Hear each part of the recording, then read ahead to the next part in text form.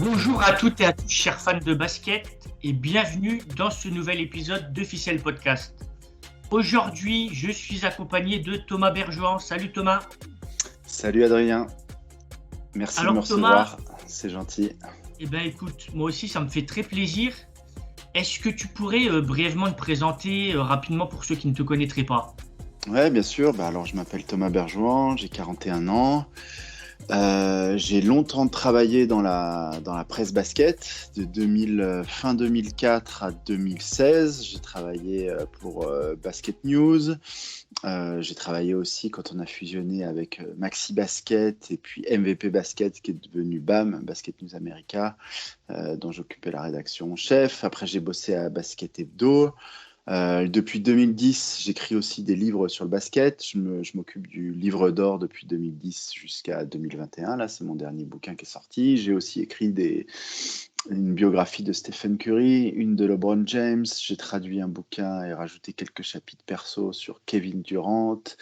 J'ai aussi fait un bouquin sur Kobe Bryant avec Yann Onona de l'équipe en 2020. Voilà, j'en oublie. J'en suis à une petite quinzaine de bouquins. Et depuis 2018, j'assure aussi des missions de conseil auprès de la FIBA, la Fédération internationale de basket. Voilà un petit peu pour mon CV, mon parcours dans le basket. Ok, écoute Thomas, on va parler basket pour cette émission. On va faire Super. un petit récap de ce début de saison. On va commencer à parler de l'Euroleague, avec l'Asvel et Monaco, les clubs du championnat de France qui sont en difficulté en ce moment. L'Asvel reste sur 7 défaites lors des 8 derniers matchs. Monaco aussi, c'est compliqué. Ils en sont à 2 victoires, 6 défaites sur les 8 dernières rencontres. Donc les deux clubs sont respectivement 13e et 14e au classement. Est-ce que toi, tu es étonné de voir les clubs français autant en difficulté en ce moment?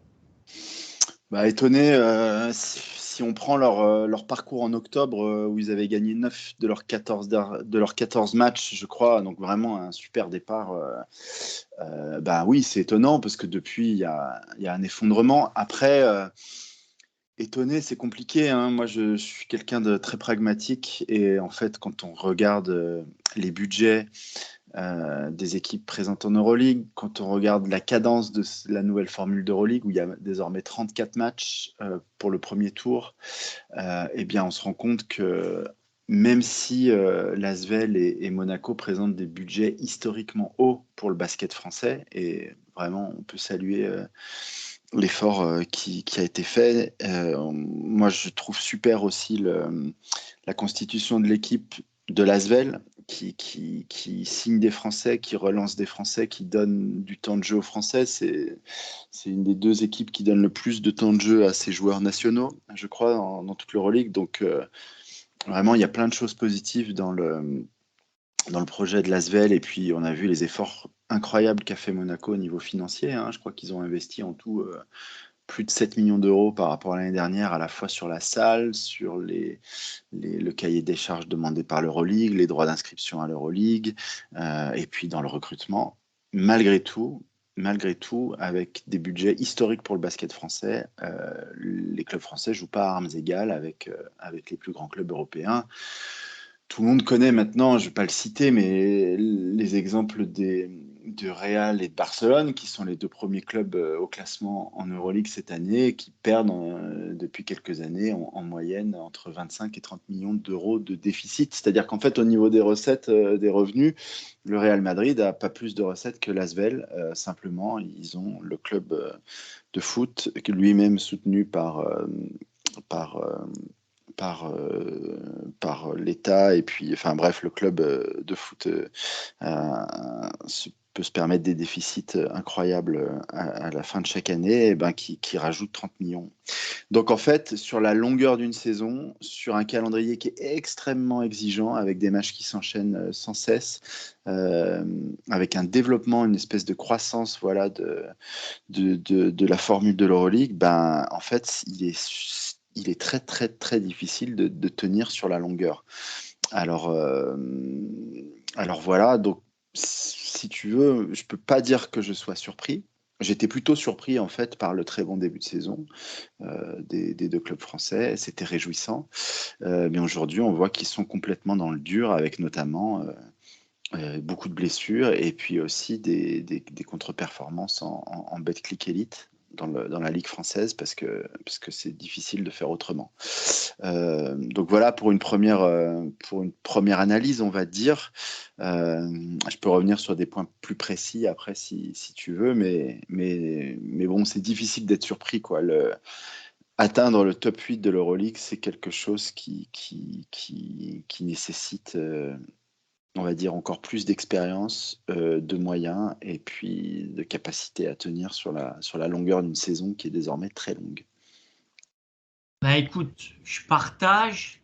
C'est vrai qu'on a beau avoir des budgets qui sont historiques pour le basket français, comme tu le disais, par rapport aux grosses cylindrées, ça reste moindre. Néanmoins, tu vois, je suis plus surpris par rapport à Monaco parce que l'Asvel, si tu veux, les années précédentes, il y avait un peu un effet de surprise. On s'attendait pas à ce qu'ils aillent taper ou alors aller, comment dire, embêter des grosses équipes comme le Real, le Barça. Et là, tu vois, je suis peut-être un peu moins surpris parce que j'ai l'impression qu'on voyait surtout Eli Okobo, voire Chris Jones en début de saison, même si William Howard sort parfois quelques perfs. Et Monaco, c'est vrai que là où je suis un peu plus surpris, j'ai l'impression que la marque est un peu plus répartie derrière Mike James et Dwayne Bacon. Et malheureusement, ben, ça prend pas. Et c'est vrai qu'on peut se demander si c'est pas par rapport à la profondeur de roster, surtout quand on voit que ben, le Real et le Barça, t'en parlais, ont des budgets énormes, ils sont soutenus aussi par la section foot. Et est-ce que c'est pas ça aussi le frein, quoi? Parce que l'Euroleague, finalement, ne rapporte pas tant que ça en termes de recettes. Ah Et ben, est-ce que est-ce que c'est pas ça qui fait que ben, quand on voit l'Olympiakos en haut de classement, on est plutôt surpris, quoi, parce que ces dernières années, les clubs grecs, c'est vrai que c'était compliqué, quoi. il y a plusieurs choses, hein. Alors, il y a le terrain et puis il y a la structure et les revenus de la ligue.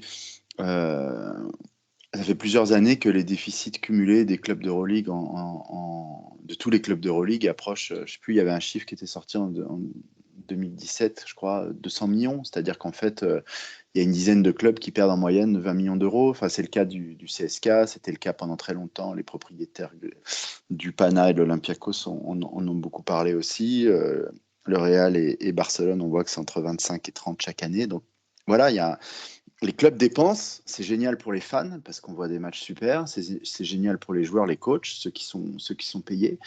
Mais en fait, on voit qu'il y a pas d'économie et il y a pas de développement, on va dire, économique qui est fait derrière. Alors, je sépare ce qu'on voit sur le terrain qui est d'une grande qualité et puis ce constat brut de l'autre côté. Ce qui est sûr, c'est qu'aujourd'hui, pour des clubs qui sont tenus à du fair play financier, enfin, ce qui est le cas des clubs français, en tout cas des clubs engagés en Ligue française, eh ben, on se rend compte qu'ils ne jouent pas avec les mêmes armes, quoi, parce que chaque euro dépensé doit être un euro gagné de l'autre côté. Et donc c'est difficile. Donc, faire un bon début de saison, c'est possible. Faire des exploits, c'est possible aussi. Mais sur la longueur de la saison, c'est très difficile. Alors oui, comme tu le disais, il y a des belles surprises, hein, Olympiakos.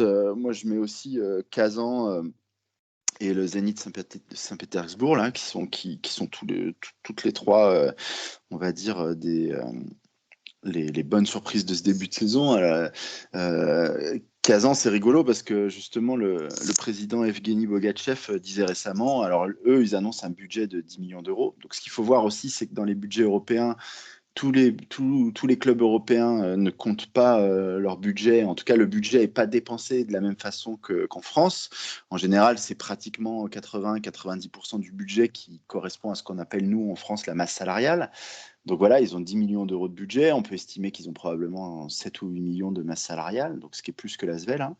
Et il dit, ben, pour jouer les playoffs vraiment à chaque fois à coup sûr, il faudrait qu'on double ce budget. Donc lui, il estime, au-delà de la bonne saison qu'ils sont en train de faire, qu'il faudrait qu'ils aient 20 millions de budget chaque année, quoi.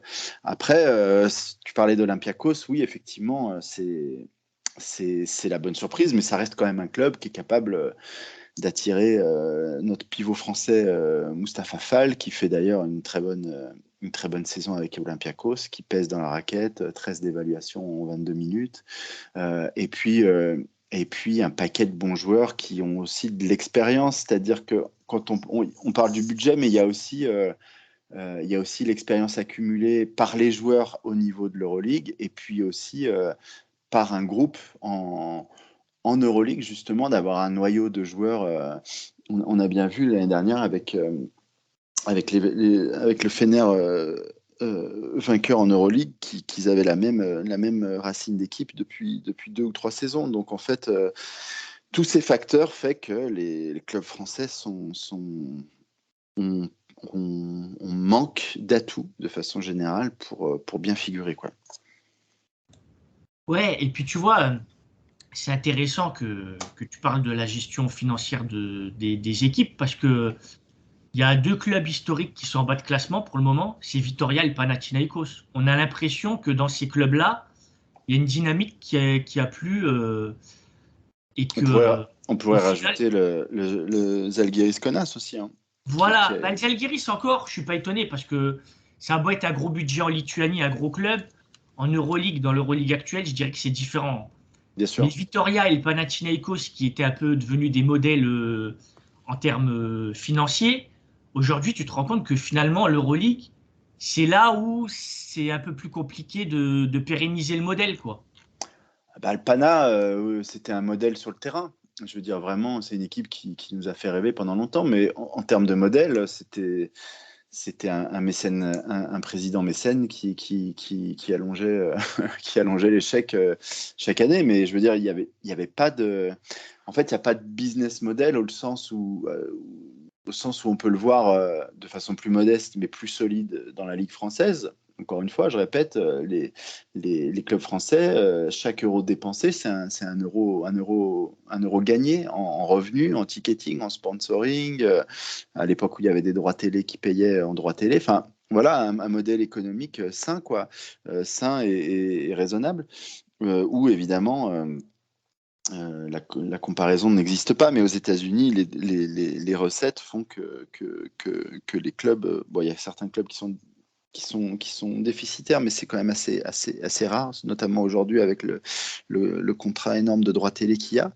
Euh, mais voilà, il y a pas, il y a eu très peu d'exemples de modèles économiques qui fonctionnent au niveau de l'Euroleague. Et c'est pour ça que, à part quelques vraiment clubs qui sont hyper solides, on a de temps en temps, de façon cyclique, un propriétaire qui va mettre beaucoup d'argent. C'est un peu ce qu'on voit à Monaco cette année. Et puis, du coup, l'équipe va monter. On a eu Darusafaka à un moment. Il y a pas mal d'exemples comme ça. On voit Valencia qui aujourd'hui n'est plus en Euroleague. C'est sorti récemment que le propriétaire a épongé un déficit de 66 millions d'euros en 4 ans. Donc voilà, il y a des propriétaires de temps en temps qui sortent le carnet de chèques, quelle que soit la nature de ce mécène, et qui on va dire, assez artificiellement se paye une équipe en Euroleague. Et c'est super pour le spectacle, encore une fois. C'est super pour les joueurs.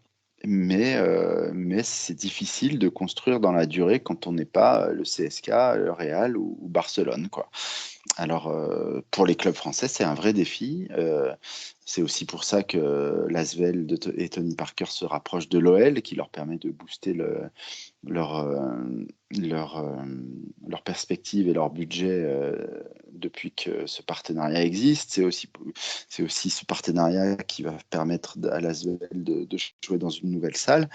Mais à terme, effectivement, pour vraiment s'installer et développer une recette à partir de joueurs français, à partir on va dire, d'une construction d'équipe qui se tient dans la continuité, etc., c'est un vrai challenge que d'arriver à exister avec une concurrence pareille, en fait, et des règles qui régissent les finances des concurrents qui sont très différentes d'un club et d'un pays à l'autre. Ok. Bah écoute, tu parlais de Valence qui joue cette année l'Eurocup. On va parler de l'Eurocup et de la BCL. Je voulais savoir, parmi ces 2 compètes, laquelle toi pour laquelle tu as une préférence? Bon, alors comme je le disais, hein, par souci de transparence, j'effectue des missions pour la FIBA qui donc a lancé la BCL. Euh, et donc, bah, voilà. Mais après, ce que je vais dire, on va dire, repose sur des arguments qu'on peut discuter, mais je voulais rappeler ça par souci de transparence au départ. Écoute, moi, je préfère la BCL pour tout un tas de raisons, en fait. Déjà parce qu'on a senti récemment dans les soubresauts qu'ont agité l'Euroleague que l'Eurocup, c'est vraiment le cadet des soucis de ECA, l'entreprise qui dirige l'Euroleague, et même des clubs actionnaire, on va dire, détenteur d'une licence A de l'Euroleague, puisqu'il y a une partie de ces clubs qui veut tout simplement bazarder l'Eurocup, qui coûte, je crois, 7 millions d'euros par an et qui n'en rapporte que 3. Et donc, bref, ça, on a senti que c'était un peu la cinquième roue du carrosse. Après, l'Eurocup a l'avantage de qualifier pour l'Euroleague, on l'a vu avec Monaco, et c'est pour ça qu'il y a encore des équipes comme le Partizan ou la Virtus qui décident de jouer en Eurocup parce qu'ils ambitionnent fortement de rejoindre l'Euroleague, qui est aujourd'hui pratiquement une ligue fermée. Et d'ailleurs, c'est un problème. Parce que du coup, il n'y a pas d'autre moyen de se qualifier pour l'Euroleague sur le terrain qu'en gagnant l'Eurocup. Mais bon, ça concerne un ou deux clubs par an. Pourquoi je préfère la BCL? Parce que en fait, la BCL, c'est une compétition européenne qui s'intègre, on va dire, harmonieusement avec le reste des acteurs du basket européen. La BCL respecte les calendriers des ligues nationales, puisque les ligues nationales sont actionnaires dans la BCL, donc la LNB, l'ACB qui a rejoint récemment. Il y a 12 ou 13 ligues nationales européennes qui sont actionnaires de la BCL. Donc en fait, la BCL et les ligues nationales travaillent main dans la main pour le développement de cette ligue. Pour une harmonisation des calendriers, une harmonisation des calendriers qui permet aussi aux joueurs de la BCL de rejoindre les équipes nationales, ce qui est malheureusement pas toujours le cas des joueurs d'Euroleague. J'ai apprécié aussi le fait que la BCL, au moment où la pandémie de Covid-19 a éclaté, a décidé de revoir sa formule pour donner plus de flexibilité, pour baisser le nombre de matchs. D'ailleurs, cette année, il y a une nouvelle formule avec moins de matchs pour qu'en fait, pour que la compétition européenne devienne, on va dire, reste vraiment une récompense pour pour les équipes qui réussissent bien dans leur championnat, mais ne devienne pas un fardeau avec un nombre de matchs à la rallonge et un calendrier vraiment surchargé qui est difficile parfois d'aborder et de manœuvrer. On le voit avec l'exemple de Boulogne, Boulogne-le-Vanois, qui est éclatant en Ligue française, mais qui a parfois du mal à enchaîner avec son équipe de vétérans sur les matchs d'Eurocup. Donc voilà, c'est une ligue qui offre une meilleure visibilité sur les réseaux sociaux, ce qui est quelque chose de très important aujourd'hui pour les clubs. C'est une ligue de la BCL qui propose plus d'argent, ce qu'on appelle le prize money par rapport à la BCL est plus important en BCL qu'en Eurocup. C'est aussi les retours des clubs sont vraiment excellents sur le professionnalisme des équipes de la BCL. Les équipes de Patrick Cominos, qui était quelqu'un qui bossait à l'UEFA en football avant de rejoindre la BCL au moment où elle s'est créée. Et aussi, moi, l'argument majeur, c'est qu'en fait, pour jouer en BCL et de façon transparente, il faut réussir dans sa ligue nationale. C'est-à-dire que c'est vraiment les résultats en ligue nationale qui qualifient pour la BCL. Donc il y a une transparence et une méritocratie qui s'inscrit dans le modèle européen du sport, où qu'en fait, quand on finit en tête de sa division, on accède à la division supérieure.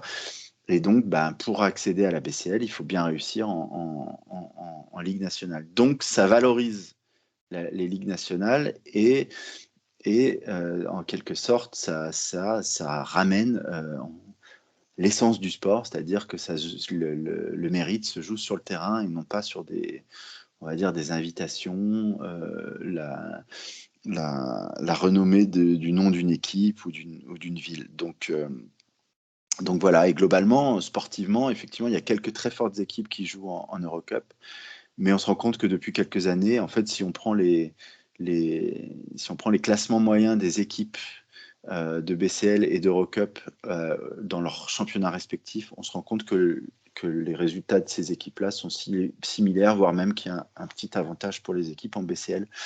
À ce sujet, je renvoie par exemple Basket Europe ou Bibasket, qui l'année dernière ont fait une étude comparative entre Eurocup et BCL et qui donnait plutôt l'avantage à la BCL à partir de tout un tas de critères. Donc, je me range à leur avis pour toutes les raisons que je viens de citer. Bah écoute, en ce qui me concerne, je dirais moi aussi que je préfère la Basketball Champions League. Pourquoi? Parce que déjà, je trouve que en termes de format, certes, il y a moins de matchs. Alors au début, c'était peut-être pour s'adapter à la situation sanitaire. Mais je me dis, quand tu as une Euroleague avec déjà le nombre de matchs que tu as déjà en championnat, ça devient compliqué niveau visibilité. Sachant qu'en face, tu as des gens qui continuent à regarder la NBA parce que c'est comme la ligue la plus regardée au monde. Bien Donc sûr. déjà, tu as des tas de matchs à regarder sur plusieurs ligues. Donc clairement, je préfère qu'il y ait moins de matchs et qu'ils puissent avoir plus de visibilité. Et j'ai envie de dire, c'est ça que j'aime aussi, c'est que ça peut donner place à des scénarios incroyables. Je viens de regarder le ranking de la BCL aujourd'hui même, le dernier ranking par rapport aux équipes engagées dans la compète. Tu peux avoir une équipe qui se fait éliminer sur un ou deux matchs, et puis tu peux avoir des clubs comme le club du Falkozom Bateli en Hongrie, ou le club roumain de Cluj-Napoca, qui là sont carrément en tête de leur groupe, tu vois. Et moi, c'est ça que j'adore. C'est le côté participatif et le fait de voir que maintenant, tu as des clubs venus de ces nations-là qui ont progressé. Et moi, c'est ça que j'aime. Alors qu'à l'inverse, l'Eurocup, je regarde surtout parce que tu as des grosses équipes comme le Partizan, la Virtus Bologne encore. Donc, c'est des équipes qui ambitionnent de jouer l'Euroleague, comme tu viens de dire. Mais c'est uniquement pour ça. Tu vois, quand je vois que l'Eurocup, maintenant, ils veulent donner des licences comme en Euroleague, je suis scandalisé, tu vois. C'est là où je trouve que ça perd de son intérêt. Donc, clairement, moi-même, je vais plus me diriger vers un format comme la BCL.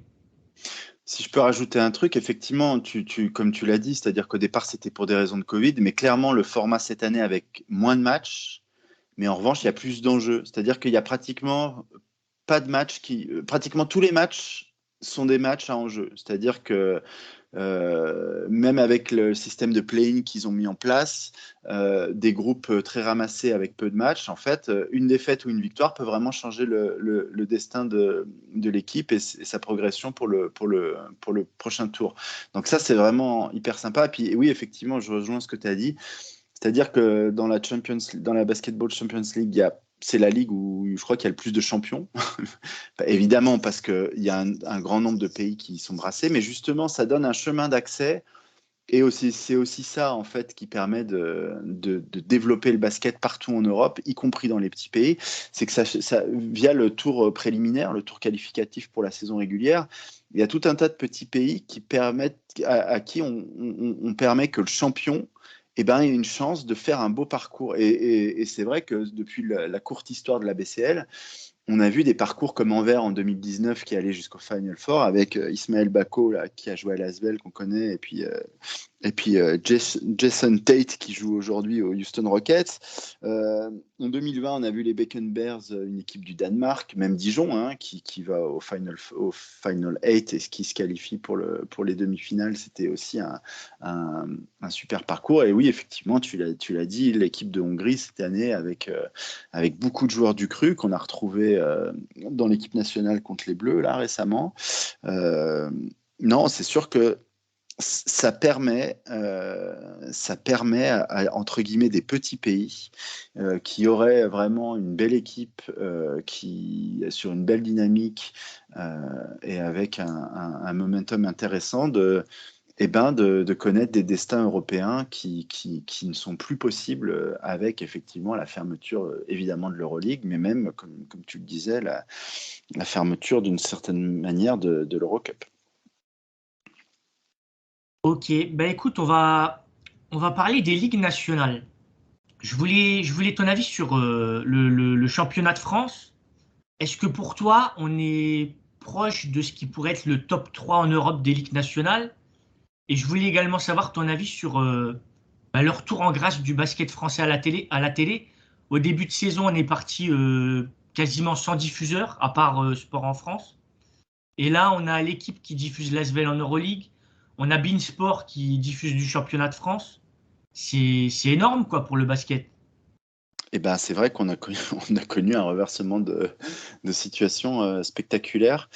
Euh, Bon, ben, au niveau des ligues nationales, le top 3, bon, l'ACB est toujours, la Ligue espagnole est toujours la ligue numéro un en Europe.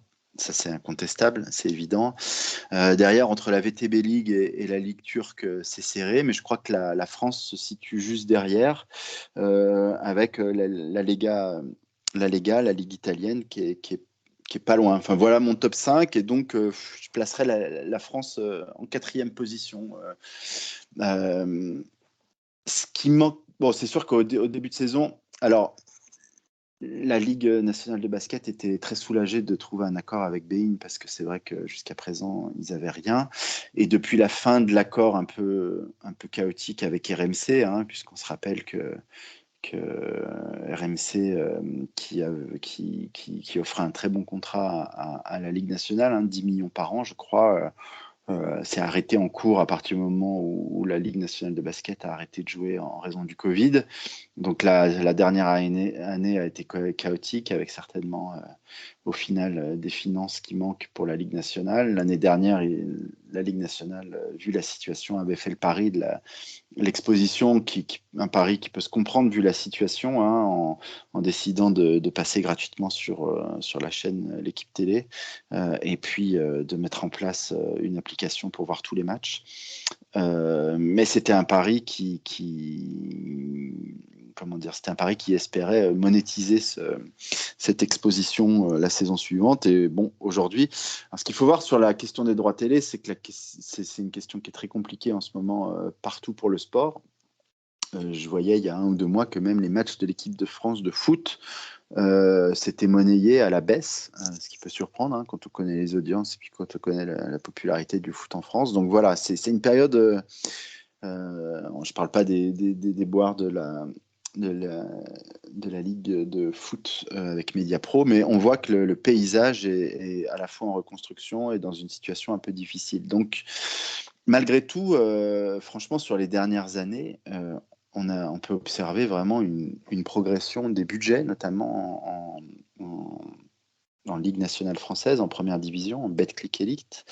Elle a changé de nom, mais qui est vraiment à la fois spectaculaire, et puis aussi, dont on sait qu'elle se base sur des modèles solides, quoi.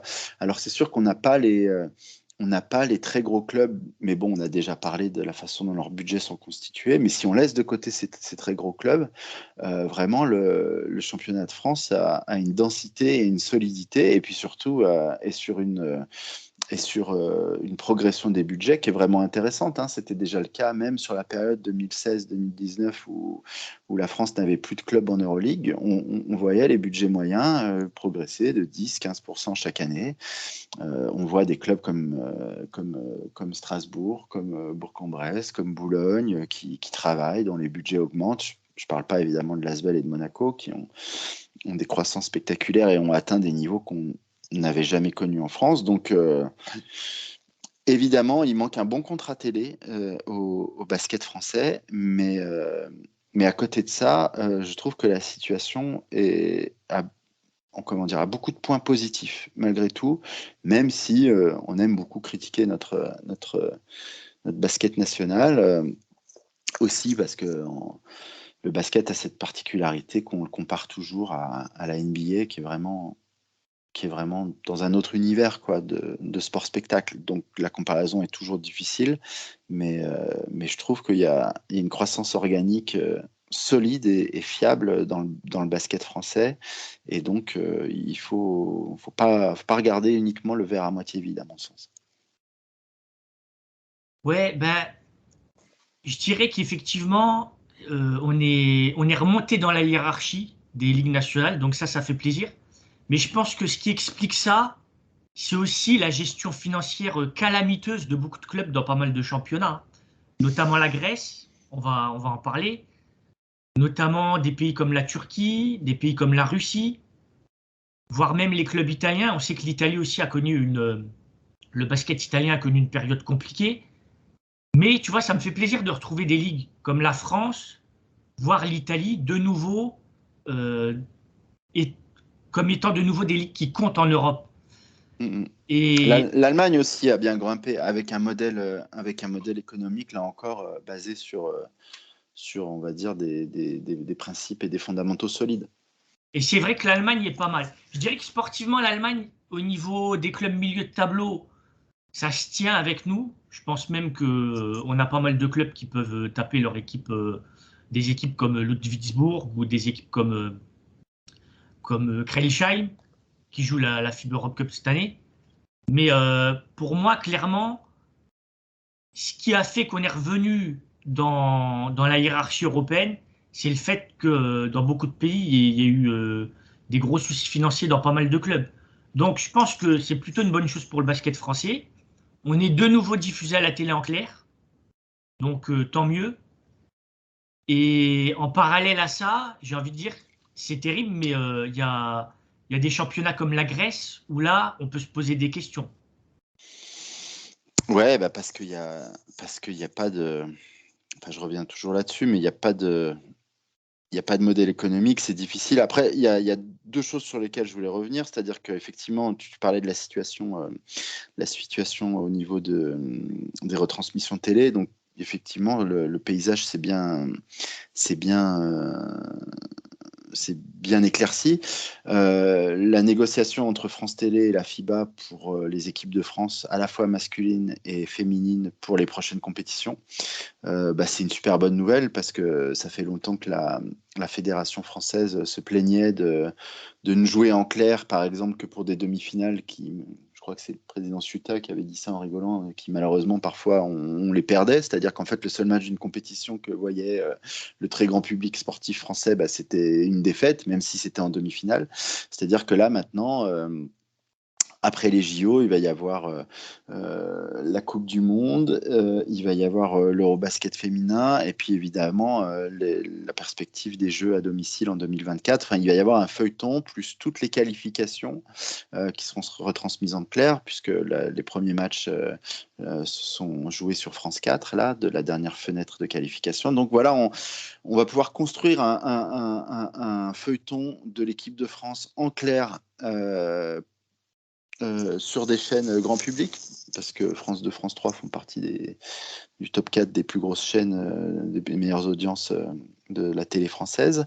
Donc ça, c'est hyper positif. Et puis effectivement, le fait de voir des matchs d'Euroleague sur l'équipe télé aussi. Enfin, voilà, le basket était très absent du paysage audiovisuel français. Et là, il fait un retour en force, notamment sur le gratuit, sur des chaînes très accessibles. Et puis, effectivement, la Ligue française sur Bein, qui a déjà la NBA, c'est une bonne nouvelle aussi. Je crois que c'est Pascal Legendre de Basket Europe, journaliste historique du basket français, qui connaît très bien le dossier du basket à la télé, et qui parlait du deal entre la FIBA et France Télé comme d'un deal historique, et de la situation actuelle comme pratiquement un âge d'or qu'on n'a jamais connu. Donc il faut s'en réjouir et espérer que tout ça, ça va permettre de faire progresser la culture basket dans notre pays. Ouais, tant mieux, j'ai envie de dire. Mais tu vois, je parlais de la Grèce. Tu vois, ce qui me fait mal, c'est que eux, c'est un pays où le basket est le sport numéro un, où quasiment le foot est assez populaire, mais le basket est pratiquement le sport numéro un. Et eux, quand tu vois la situation où ils sont, ça me fait penser un peu à la situation où on était il y a quoi? Il y a 15-20 ans, ou même voilà, la situation où s'est retrouvé le championnat italien à un moment donné. Quand je vois la domination du Panay de l'Olympiakos, pour moi, c'est trop. Sur le championnat grec, je parle. Il y a Promitheas Patras qui est pas mal, mais après, je veux dire, l'AEK commence déjà à connaître en quelque sorte un coup d'arrêt. Les finances ne sont pas au mieux. Il y a Lavrio qui joue cette année à la BCL, mais je trouve que c'est pas extraordinaire en termes de niveau. Les clubs de Thessalonique, Laris et le PAOK, qui dernièrement ont été rejoints en première division par le retour de l'Iraklis Thessalonique, ça fait un peu pitié. Tu vois, c'est triste quand même pour un basket comme le basket grec, alors que c'est un pays qui vit pour ce sport, quoi. Bah ouais, je suis d'accord, c'est un constat qui fait mal.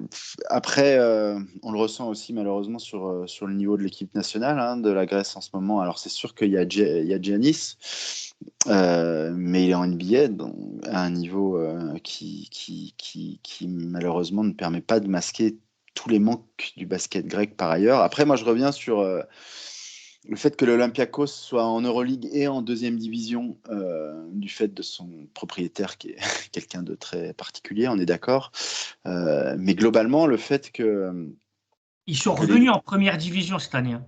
Oui, oui, ils sont revenus. Mais Ouais, ce ouais. que je veux dire, c'est que ça participe à créer une espèce de confusion qui est pas bonne. C'est-à-dire qu'avant, la Ligue nationale et être bon en Ligue nationale était un passage obligé pour avoir accès à l'Euroleague aujourd'hui. Et donc, ça permettait aux clubs qui voulaient participer ou qui participaient à l'Euroleague d'être vraiment des locomotives pour leur championnat. Et aujourd'hui, ben, avec la fermeture de l'Euroleague, c'est plus le cas. Et je pense que c'est quelque chose qui fait beaucoup de mal à certains championnats qui ne sont pas aussi puissants que l'ACB, par exemple. Et je pense que le championnat grec souffre de ça. Après, évidemment, c'est impossible de décorréler cette situation de la situation économique globale en Grèce, où depuis 2008, ben, c'est très, très, très difficile pour le pays, de façon globale, donc forcément pour ces clubs aussi. Donc c'est vrai que ça fait mal de voir un pays où la culture basket est si forte se retrouver dans cette situation aujourd'hui. Je suis bien d'accord avec toi. Ouais, c'est clair. Bah écoute, on va évoquer les fenêtres de qualif FIBA. Hmm. Voilà. Les dernières, ça concernait les qualifications pour la Coupe du Monde 2023. Je voulais savoir, est-ce que tu as un peu suivi les différents résultats des différentes fenêtres, que ce soit en Europe ou sur les autres continents? Et je voulais savoir ce que tu en avais pensé. Bah écoute, oui, oui. Alors, je n'ai pas tout suivi, hein, parce qu'il y a un nombre de matchs incroyable. C'est d'ailleurs une des particularités, puis un des côtés sympas de ces fenêtres, c'est-à-dire que d'un coup, partout dans le monde, sur les 5 continents, il y a des équipes nationales qui jouent. Euh, donc voilà, j'ai oublié le début de ta question. C'était quoi? Est-ce que j'ai Non, suivi tout? je voulais simplement savoir ton sentiment général Ah, mon sentiment, oui. sur Bah, voilà, ces fenêtres de qualification et puis également si tu avais suivi aussi ce qui se passait sur les fenêtres des autres continents. ouais, ouais. Alors, bah, de façon générale, on lance un nouveau cycle.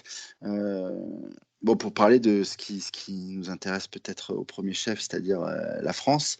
La France et la Fédération française fait partie des fédérations nationales qui ont très bien compris les enjeux de ce nouveau cycle et de ce nouveau format de compétition, avec des qualifs pour les grandes compétitions et notamment ces qualifs pour la Coupe du Monde où vraiment chaque match va compter. C'est-à-dire que Vincent Collet le dit depuis le début, il veut faire 6-0 dans le premier tour parce que tous les résultats, même contre des équipes éliminées du premier tour, vont compter ensuite pour le deuxième tour. Et ce qu'il faut savoir, c'est qu'il y a simplement une équipe sur deux qui va se qualifier pour la Coupe du Monde 2023. Donc ces qualifs, les dernières qualifs, c'était pour l'Eurobasket. Les qualifs pour la Coupe du Monde sont plus cruels et plus difficiles que les qualifs pour l'Eurobasket. Donc en fait, dès maintenant, les matchs qu'on voit, et ça va être vraiment, je crois qu'on va vraiment le ressentir sur les fenêtres de février, là, où il y a certaines équipes qui sont déjà en danger, les équipes qui n'ont pas fait le plein sur la fenêtre de novembre. Je pense qu'on va avoir des matchs à fort enjeu et à haute tension, et c'est tout l'enjeu de cette nouvelle formule. Après, on a dit beaucoup de choses sur les fenêtres. Ce qu'il faut voir, c'est que moi, ce que je retiens, par exemple, c'est qu'il y a eu un match en Syrie, à Damas, qui n'avait pas joué, donc l'équipe nationale syrienne, au-delà des événements politiques, n'avait pas joué sur son propre sol depuis plus de 20 ans.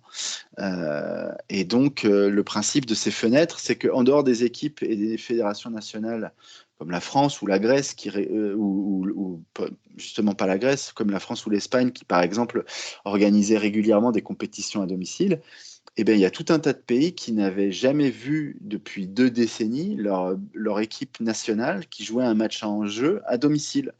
Or, le pari de la FIBA sur ces fenêtres, c'est de se dire, si on veut développer le basket partout, il faut que l'équipe nationale, qui est le meilleur vecteur de popularité du basket, on le voit, hein, même en France, où effectivement tous les meilleurs joueurs ne sont pas présents pour les équipes nationales.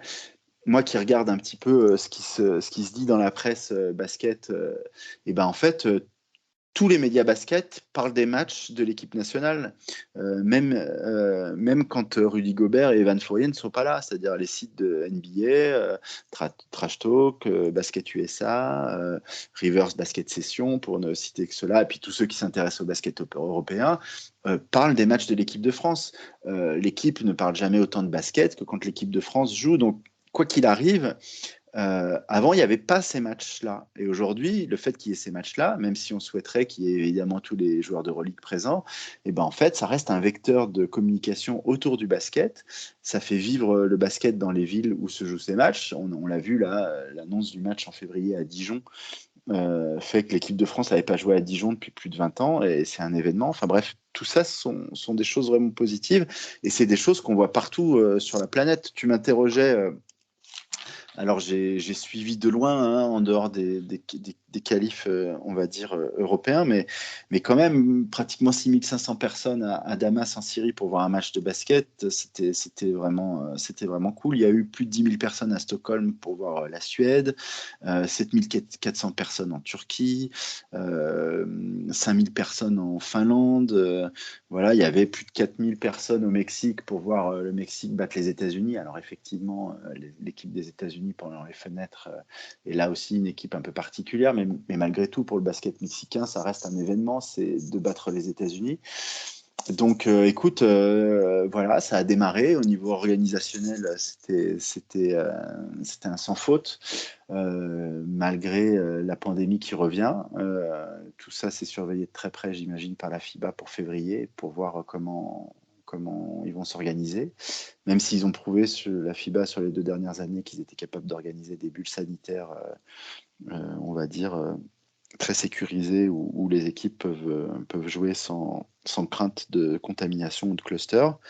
Mais voilà, en fait, c'est un nouveau cycle, et je pense que vraiment, au fur et à mesure que les fenêtres vont se dérouler, la pression va vraiment augmenter, parce que comme à chaque compétition majeure, il n'y aura pas de la place pour tout le monde, et il y aura des équipes qui vont rester sur le bord du terrain, ce qui, à mon sens, contribue à l'intérêt qu'on peut avoir à la fois pour ces grandes compétitions, et puis aussi pour les qualifs, quoi. C'est sur le terrain que ça se joue, quoi.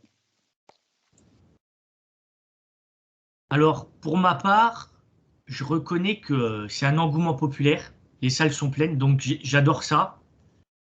Sachant que des fois, en Coupe d'Europe, dans des compétitions comme l'Eurocup ou la BCL, je trouve ça triste de voir des équipes comme par exemple le PAOK Thessalonique ou des anciens clubs historiques jouer dans des salles où c'est jamais tout le temps rempli, c'est jamais rempli, quoi. Même s'il y a aussi des salles pleines pendant des compétitions comme la BCL. Mais je veux dire, voir des salles, même si c'est pas tout le temps des salles de 10 000, remplies en Grèce, en France, ou même à l'autre bout du monde, tu parlais de la Syrie, voilà, hein. C'était énorme, ils jouaient à domicile ça faisait depuis longtemps qu'ils n'avaient pas joué chez eux. Et puis, ça permet de voir justement les sélections durant la saison. Au Bien début, sûr. j'avoue que j'étais pas trop chaud par rapport à cette idée-là. Je me disais, il va y avoir des blessures, les joueurs sont concentrés sur leur championnat. Mais quand je vois justement ce succès auprès des fans, quand je vois qu'on est de nouveau diffusé en clair à la télé, les matchs passent sur France 4. Par exemple, l'autre fois, on avait eu voilà, Hongrie-France en fin d'après-midi. J'ai halluciné, quoi. J'avais l'impression que c'était comme à l'époque des années 80, début des années 90, où on pouvait voir encore du basket à la télé chez nous. Donc, tu vois, ça, c'est ce que je retiens, moi, de ces fenêtres de qualif. Sachant qu'en plus, on peut suivre tous les résultats de toutes les fenêtres via l'appli iPhone. Donc, ça aussi, c'est un point positif. Parce que pendant pas mal d'années, la FIBA, elle avait pas mal de compètes que tu pouvais suivre sur Internet, mais pas via des applis iPhone. Donc, c'est plutôt un point positif. Néanmoins, il y a toujours ce truc qui me dérange, c'est le fait qu'on ne peut pas compter sur les meilleurs joueurs. Alors, les joueurs NBA, on sait que ça va être impossible parce qu'ils jouent la saison. Là-bas, ça fait 82 matchs et on sait très bien que les Ricains lâcheront jamais les joueurs. Mais après, c'est concernant l'Euroleague.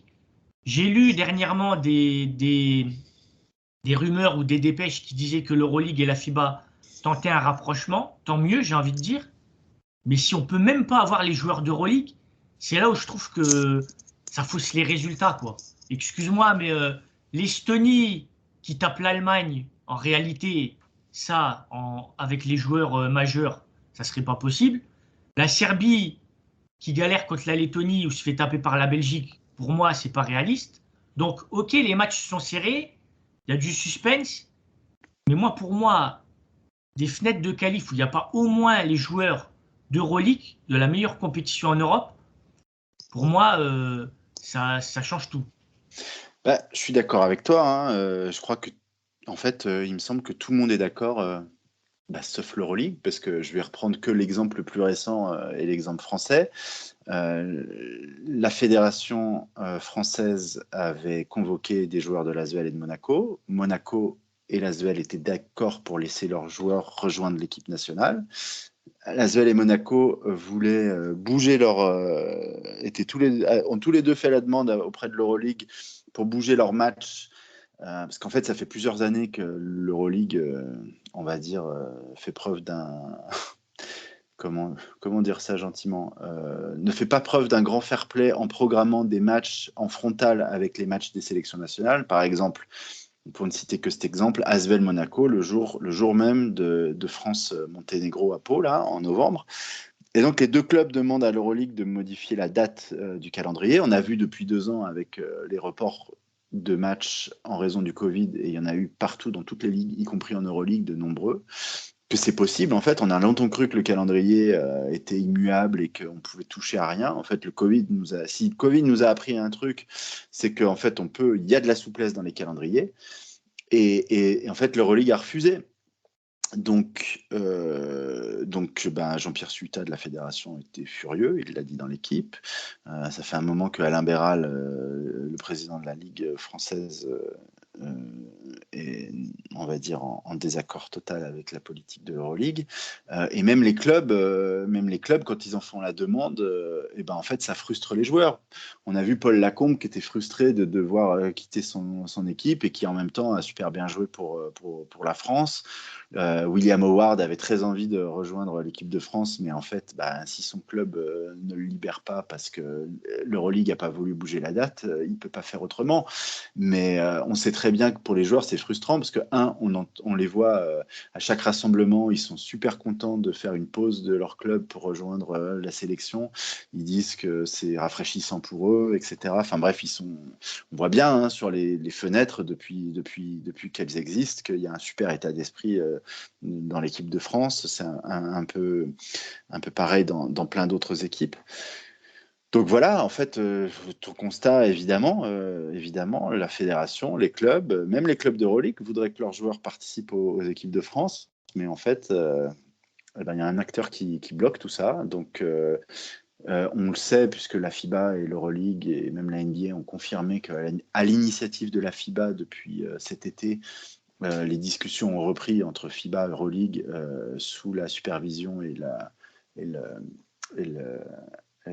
on va dire le conseil de la NBA. Donc tout le monde espère qu'une solution soit trouvée rapidement pour qu'effectivement les joueurs qui sont appelés sous les maillots de l'équipe nationale puissent rejoindre. Après, sur les fenêtres, il y aura aussi les fenêtres qui auront lieu cet été, où on pourra compter sur tous nos meilleurs joueurs, y compris ceux de l'équipe, ceux qui jouent en NBA. Donc voilà. Mais ouais, je crois que c'est une situation que tout le monde regrette et où tout le monde cherche à trouver une solution pour l'instant, sauf ECA, les entreprises qui gèrent l'Euroleague. Après, on verra, hein. Moi, par rapport aux dernières rumeurs que j'ai vues, il pourrait peut-être y avoir une avancée. Après, il faut peut-être rester prudent, hein. Mais comme j'ai dit, si on pourrait déjà avoir les joueurs d'Euroleague, ça serait déjà une avancée majeure. Sachant que, comme j'ai dit, les stars NBA, ça va être compliqué de les avoir en pleine saison. La NBA a beau dire qu'elle soutient la FIBA, elle est un peu hypocrite aussi, hein, on va pas se le cacher. Ils savent qu'ils ont une puissance financière, ils savent que ils sont quasiment intouchables.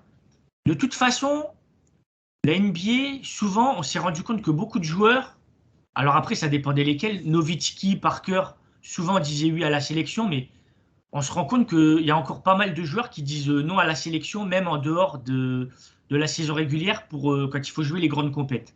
Je pense notamment à Jokic, qui a dernier Ah bah, refusé de jouer en il y sélection. en- et effectivement, hein, il n'y a pas que la question de la. Bon, alors déjà, sur la dernière fenêtre, il y a 28 joueurs d'Euroleague qui ont participé aux fenêtres. Parce qu'on dit toujours, il n'y a pas les joueurs d'Euroleague. C'est En déjà fait, il y en bien. avait quand même 20.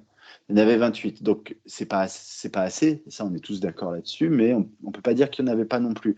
Puis après, comme tu le dis, c'est pas parce que. En fait, on a souvent le fantasme de, tu sais, la grande équipe, l'équipe complète et tout, quand on parle des sélections.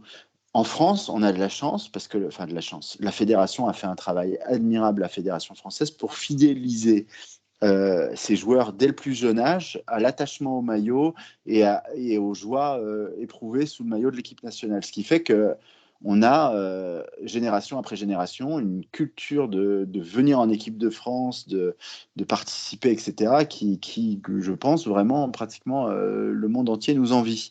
Mais fenêtre pas fenêtre, Euroleague pas Euroleague, NBA pas NBA, chaque sélection fait face à des défections chaque année. Et tu l'as dit, Jokic et la Serbie aux derniers Jeux Olympiques, et on parle des Jeux Olympiques, n'est qu'un exemple en date. Donc en fait, chaque sélection doit faire face à ce genre de problématiques à chaque fois. Et c'est là où on peut encore une fois tirer notre chapeau à la Fédération française qui a bien compris la nouvelle formule avec les qualifications et qui a bien compris l'intérêt d'élargir au maximum l'assise et le réservoir des joueurs sur lesquels elle peut s'appuyer pour qualifier l'équipe pour les plus grandes compétitions. Et puis un dernier mot, évidemment, aucun système de qualification n'est parfait. À l'époque où on se qualifiait pour une compétition à partir des résultats d'une compétition qui a lieu 2 ans avant, comme c'était le cas, c'est-à-dire qu'il y avait un Eurobasket qui qualifiait pour la Coupe du Monde et puis après un autre Eurobasket qui qualifiait pour les Jeux, mais parfois d'une année sur l'autre, une équipe avait des super résultats, mais l'année d'après, entre guillemets, sur le terrain, elle ne méritait pas vraiment cette place parce que c'était une autre équipe, parce qu'il y avait des blessures, parce qu'il y avait des joueurs qui avaient arrêté.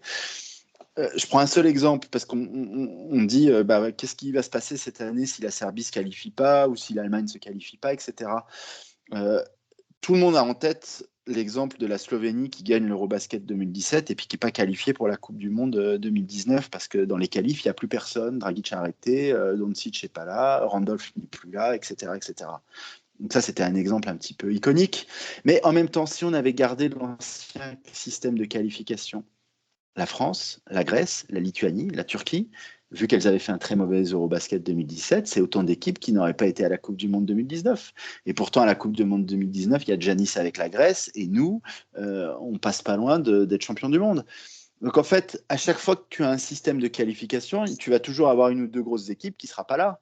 Et cette équipe-là, elle va faire un maximum de bruit pour expliquer à quel point le système n'était pas bon.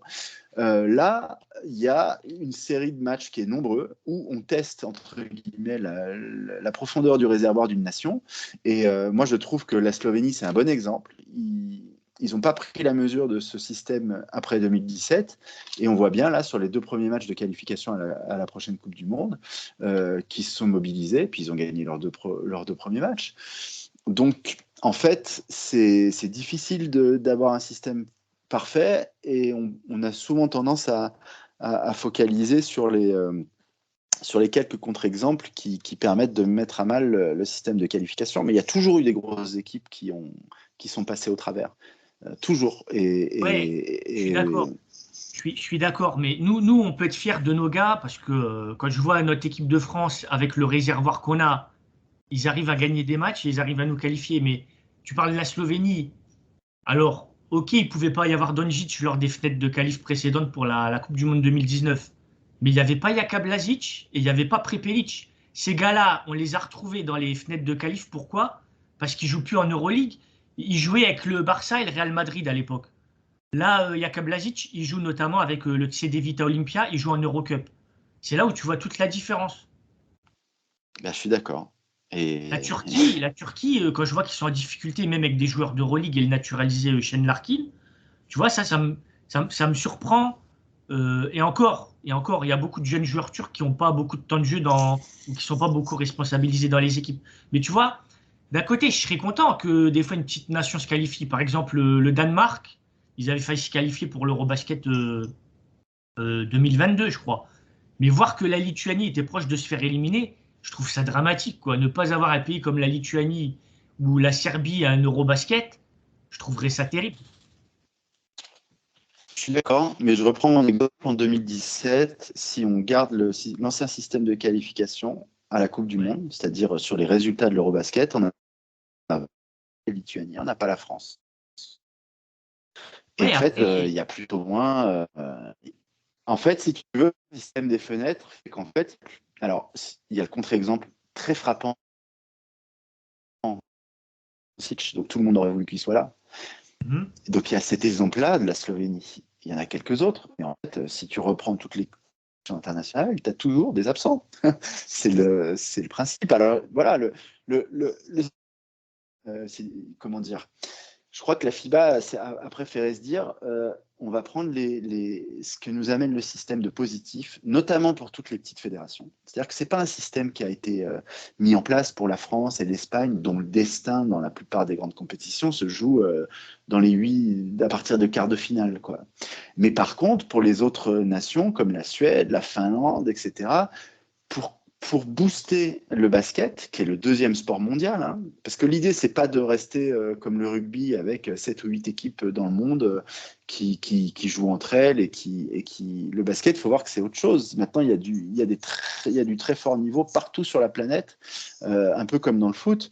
Et donc, pour nourrir cette croissance-là et puis pour nourrir cet intérêt-là pour le basket, il faut que les équipes les équipes nationales jouent à domicile partout. Puis là, on a beaucoup parlé de la situation européenne. Mais ce qu'il faut voir, c'est que partout ailleurs sur la planète, la situation est harmonieuse avec les meilleurs joueurs qui viennent dans leurs équipes nationales.